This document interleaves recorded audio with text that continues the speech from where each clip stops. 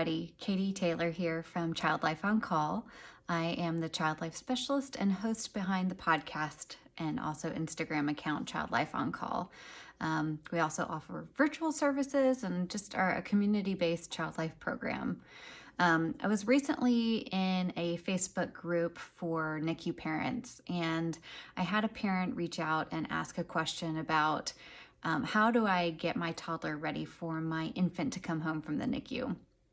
So I thought I'd take a little bit of time to talk about that question specifically because I think it's a really important one right now, especially since siblings aren't able to go in and visit in the hospital, and there's just a lot more stress in general around an already very stressful situation. So I was just going to take a few moments to talk with you, and maybe you could share it with another NICU parent who's having the same type of questions. The first thing I told this mom is that there is no wrong way to bring your baby home from the NICU. So don't be worried that you're going to do or say the wrong thing, because there isn't a right or wrong way. There's only the way that feels best to you and your family and is going to work well for you. So as I'm giving you these tips too, please keep in mind some may resonate and some may not. So just follow your gut instinct with what you think works best. So knowing that there's no wrong or right way to do this, she specifically was asking about a toddler. So we know that toddler-aged kiddos are in that really egocentric point of view. So we know that they are worried about how the world revolves to them, not necessarily how mom is doing, how baby is doing, although they can feel some of that stress. So we want to think about this and how is the toddler going to deal with it?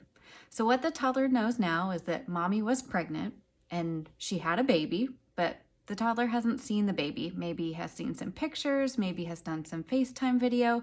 So what we really want to work on is connecting the baby and also the toddler. So before baby comes home, I think it's a good idea to have the toddler maybe pick out a blanket that the mom is going to bring to the hospital, or vice versa if you don't want to bring anything in. So the toddler can actually see the blanket, and then it goes to the hospital, and then the mom takes a picture or FaceTimes with the baby and the blanket. Vice versa, you can bring a blanket home from the hospital, so have a special specific blanket on the baby in the isolette or the crib, take a picture of it, and then bring that blanket home.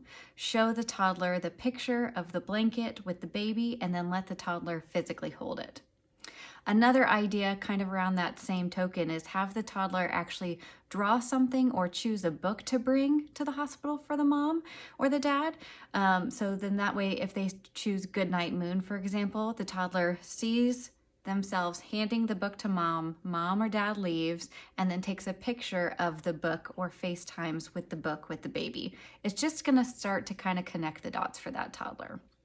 A second thing to consider for this toddler coming home is to start giving the toddler some jobs. So I know 17, 18, 20-month-olds, it can be hard to have them want to control everything, but not totally have the body control or the mind control to be able to do it. So what we want to do is start empowering them with things they do really well. Big things we can work on is washing hands. So even if that's antibacterial hand soap, which can be easier and actually more fun for toddlers to use, every time they use it, get really good at it and be like, this is your job. Every time you're going to see your brother or sister, we're going to wash your hands. There we go. Good job. It's just about empowering them and getting them involved in something simple, but can start to develop that self-esteem. I also really love the idea of a breastfeeding basket or a bottle basket, whichever one you are doing when you bring your baby home. This is a specific basket of items, or it can even be a show on TV or iPad time, whatever works best for you and your family.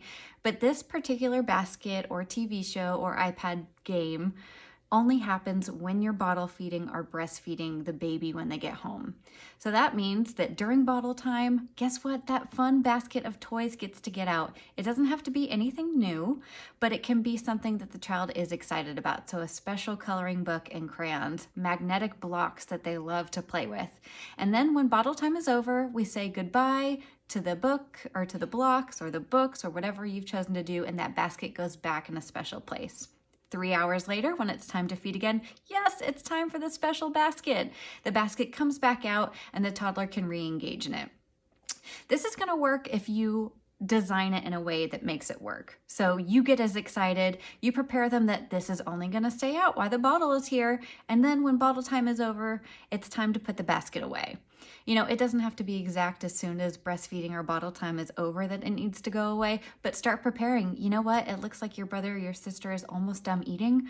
Oh, we're going to put away the basket, but then we get to get it out in another 3 hours. I can't wait for you to be able to play with this again. So it's all about framing it with your toddler. I will come back on a little bit later and talk about those older school agers and adolescents who are getting ready for a NICU sibling to come home. But in the meantime, if you have any questions, let me know, comment, or tell me what you've done that's worked really well.